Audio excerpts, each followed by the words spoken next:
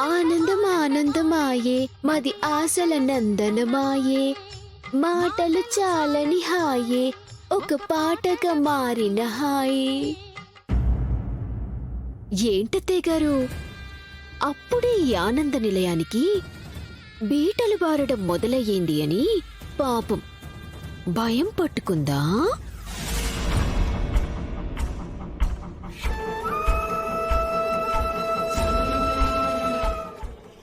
ఇదే కదా చేస్తాను అని చెప్పాను. ఈ భయాన్ని ఇంకా ఇలాగే అలవాటు చేసుకుంటత్తయ్య గారు.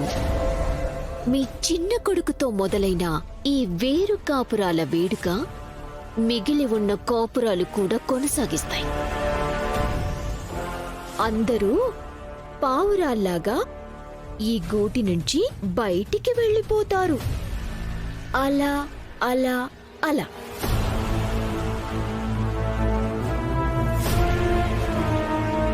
మీరు ఊహించని విధంగా ఈ ఉమ్మడి కుటుంబం ఉట్టి కుటుంబంలా మిగిలిపోతుంది. ఈ అనన్య అంటే ఏంటో ఇప్పటికైనా బోధపడినట్టేనా అత్తయ్య గారు?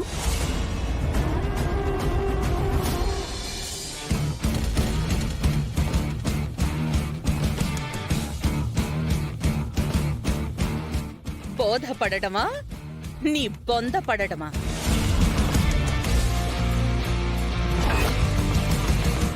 కాపురాలు, పావురాలు, పయనాలు.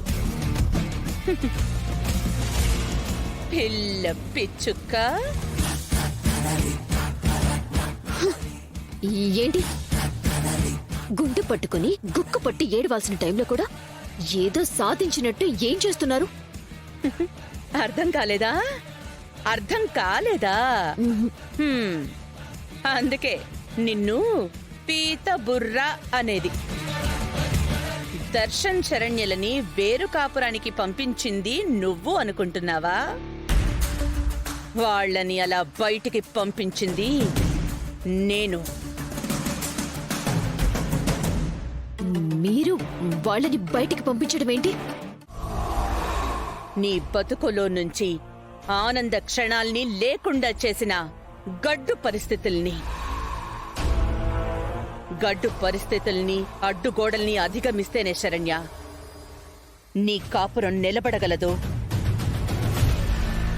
తాళికున్న పవిత్రత నువ్వు కాపాడుకోవాలి శరణ్య. ఈ అత్తయ్య చెప్పిన ప్రతి మాట నీ నరనరాల్లో పనిచేయాలి. నువ్వు వేసే ప్రతి అడుగు దర్శన్కి నిన్ను దగ్గర చేసేదే అయ్యుండాలి. కానీ అత్తయ్య గారు, ఆయన నాకు అవకాశం ఇస్తారా? యుద్ధం చేసే వీరుడికైనా ఎదురుగా ఉండేది చావే. ఆ చావుని దాటుకుని ముందుకి వెళ్తేనే కదా బ్రతుకు. ఏ అవకాశమైనా మనం చేసే యుద్ధం మీదే ఆధారపడుంటుంది. భయంతో కాదు శరణ్య. సాధించగలననే నమ్మకంతో నీ అడుగు ముందుకి వెయ్యి. ఇప్పుడు నువ్వు దర్శన్తో బయటికి వెళ్తోంది వేరే కాపురం పెట్టడానికి. ఇది నీకు హనీమూన్ ట్రిప్. ఈ ట్రిప్ ముగిసే లోపు దర్శన్ని నీ వైపుకి తిప్పుకోవాలి. ఓకే? ఈ ప్రయాణాన్ని నువ్వు బ్రేకులు లేకుండా సాగించడానికి అనుకూలమైన వాతావరణం నీకు నేను ఏర్పాటు చేస్తాను. నీ వెనక నేనున్నాను. అత్తయ్య గారు, వెళ్ళి నా భర్తని నా సొంతం చేసుకుని తిరిగి వస్తాను.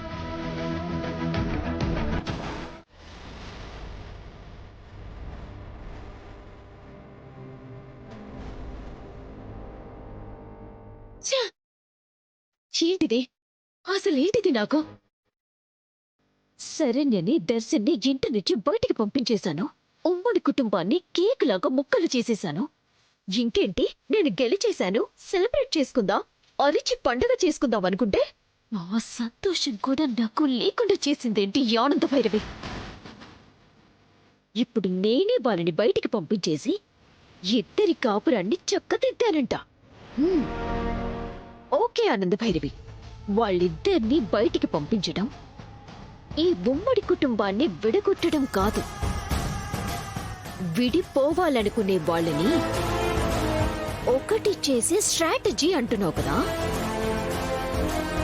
ఇప్పుడు నేను నా మొగుడిని తీసుకొని ఈ ఇంటి గడప దాటుతాను.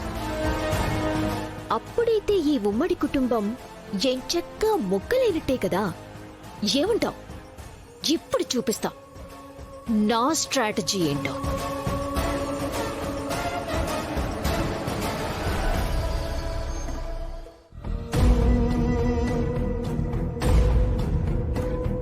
ఏమండి, మీ లగేజ్ కూడా ప్యాక్ చేశాను, పదండి వెళ్దాం.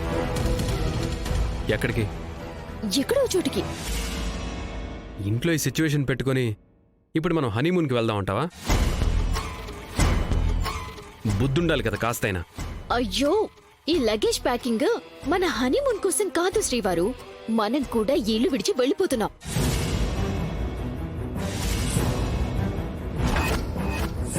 అనన్య, ఏంటమ్మా ఇది?